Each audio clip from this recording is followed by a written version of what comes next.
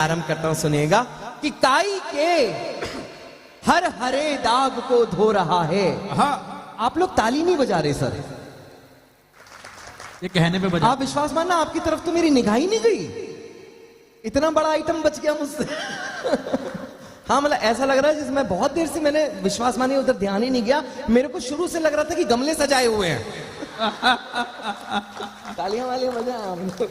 मैं पंक्ति पढ़ता हूं, सुनना कि काई के हर हरे दाग को धो रहा है, काई के हर हरे दाग को धो रहा है, देश मेरा फिर से भगवा हो रहा है, देश मेरा फिर से भगवा हो रहा है, देश मेरा फिर से भगवा हो रहा है। मैं पंक्तियां देता हूं, इशारे में बात करता हूं, सुनना कि ज्ञान वापी से, कुतुब से, ताज से, वो एक बात कहते हैं। ये बहन जी, बहन जी, भाई साहब बैठिए, बैठिए बैठिए बैठिए बैठिए। मैं आपको बताऊं, मेरे को श्राप मिला हुआ है, कोई अगर मुझे बीच में बगैर सुने चला जाता है, मैं पूरी रात सपने में आके कविता सुनाता हूं। नहीं नहीं, आपने कहा जाए बच्चे के साथ है। भाभी जी सुनेंगे। उन्हें अभी अभी याद आया कि बच्चा है उनके पास। मैं पंक्ति देता हूं, सुनना।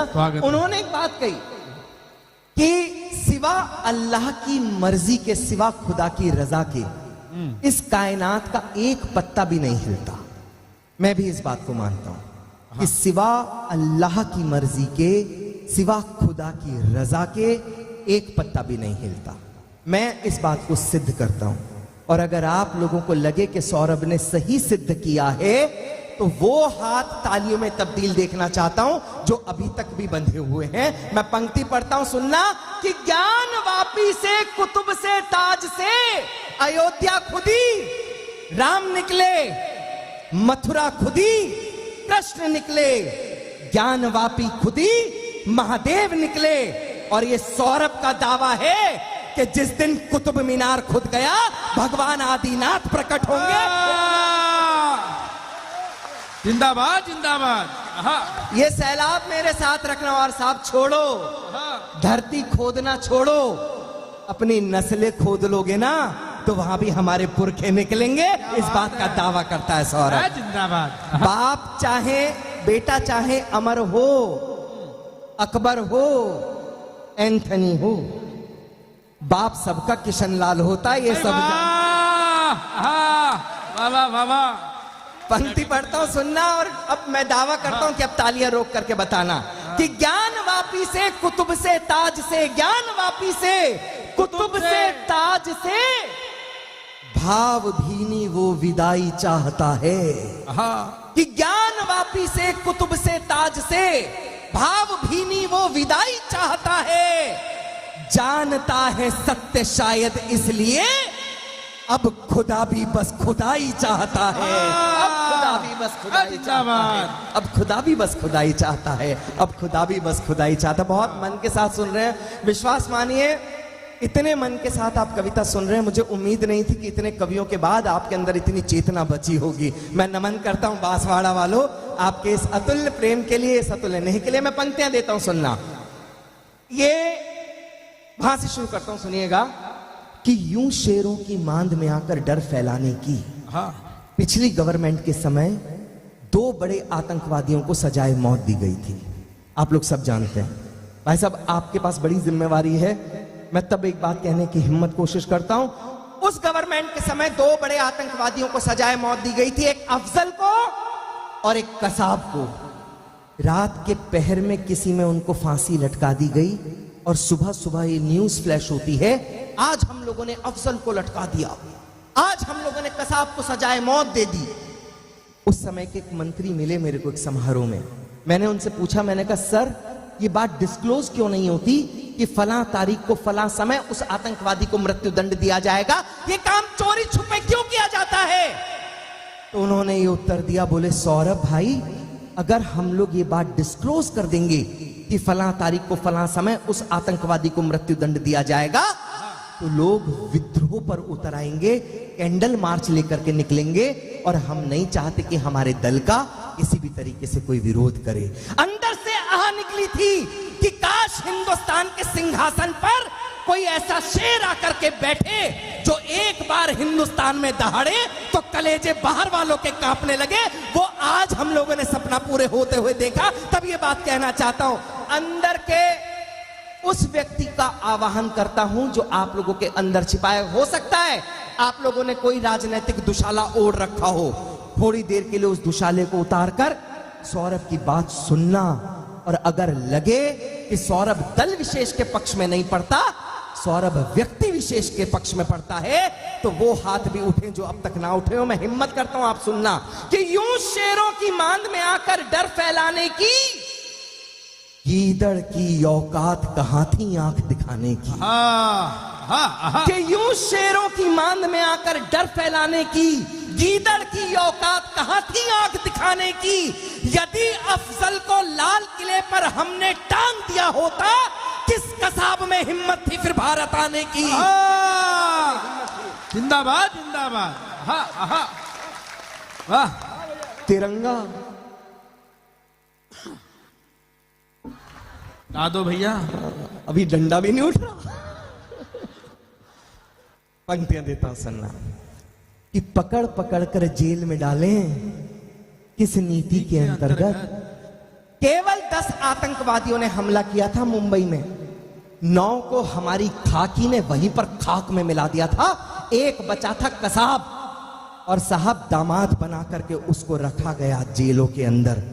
पूरे विश्व में केवल एक उदाहरण बनता है जो हमारे भारत ने बनाया कि किसी आतंकवादी को न्याय देने के लिए रात में 2:30 बजे हमारी सुप्रीम कोर्ट ने अपने दरवाजे खोले। विश्व में कहीं और ऐसा कोई उदाहरण नहीं मिलता।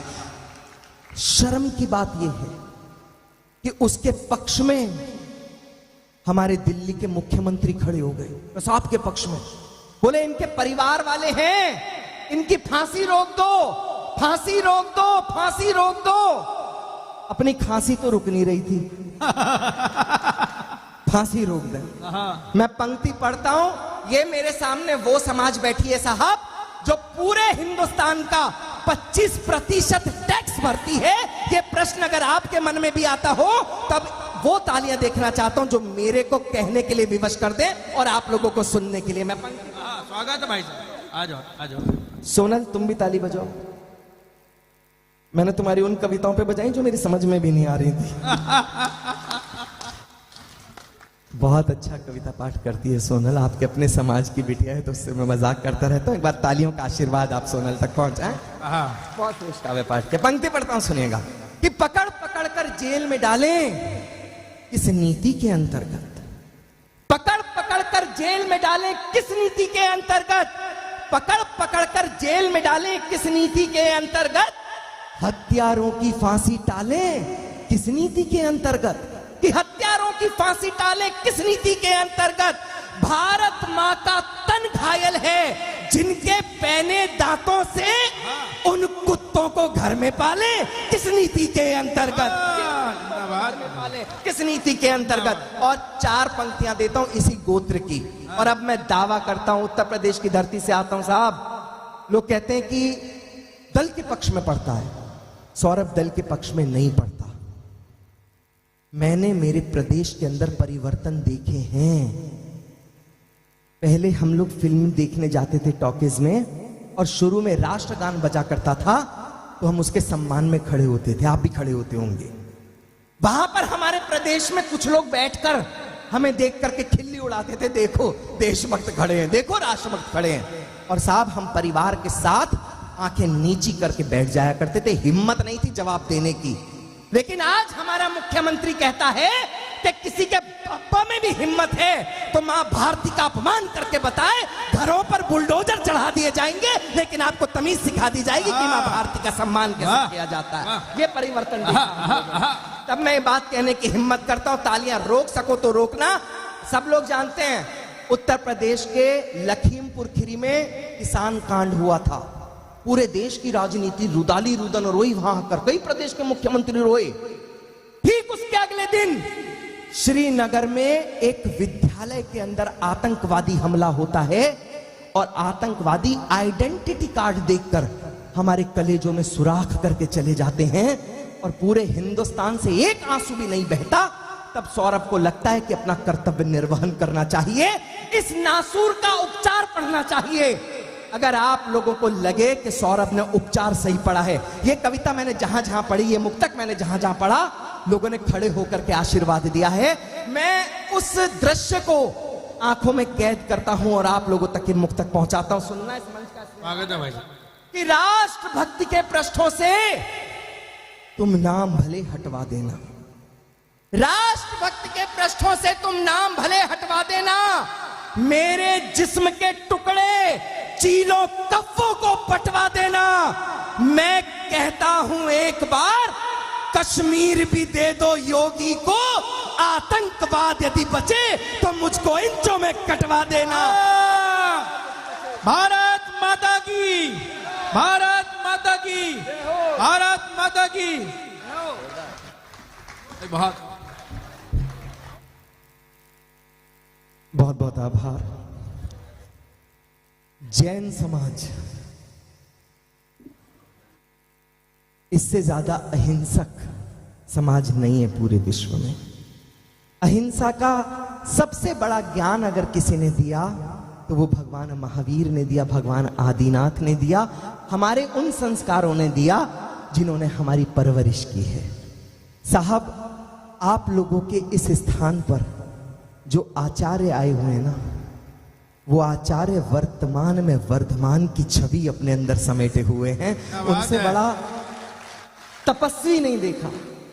प्रणम भाई, मैं एक बात बहुत मन के साथ कहता हूं, जितनी तेजी के साथ, जितनी जल्दी के साथ आप लोगों ने इतना भव्य उत्सव खड़ा कर दिया, ये केवल केवल और केवल गुरुदेव सुनील सागर जी का सामर्थ्य था जो इतना भव्य पंचकल्याण पर। मैं पंक्तियां पढ़ता हूं उनके सम्मान में। मैं आज कविता नहीं सुनाऊंगा, मैंने केवल कुछ मुक्तक सुनाए। मेरा बहुत मन था कि मैं इतिहास कविता पढ़ूं, लेकिन क्योंकि समय बहुत कम है और हम सबको समय देना है सरदार प्रताप फौजदार जी को, वो हमारे अतिथि हैं, वो बड़े कवि हैं, वो बड़ा नाम है देश का, उन तक हमें लोगों को इस काव्य रथ को लेकर के जाना है।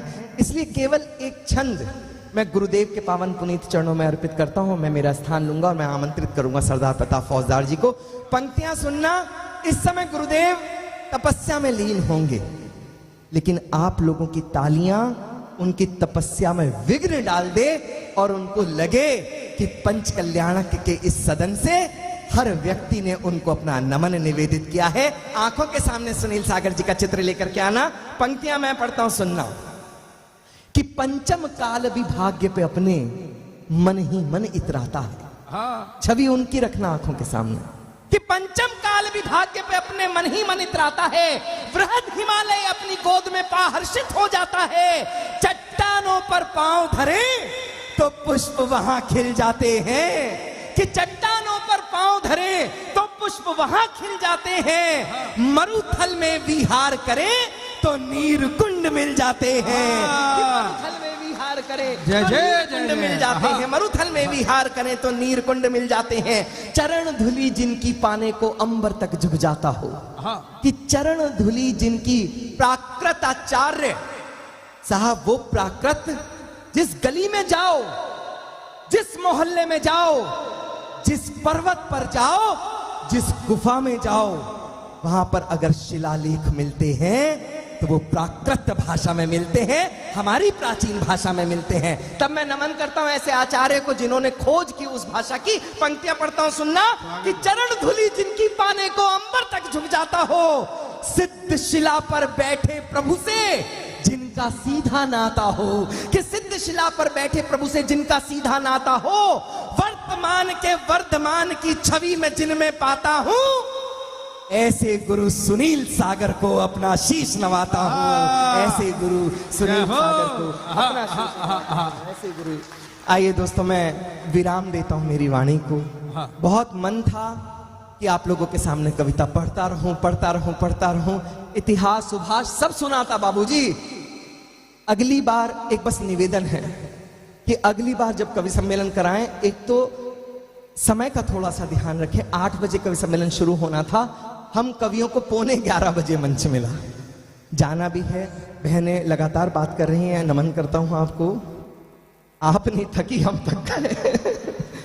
मैं उस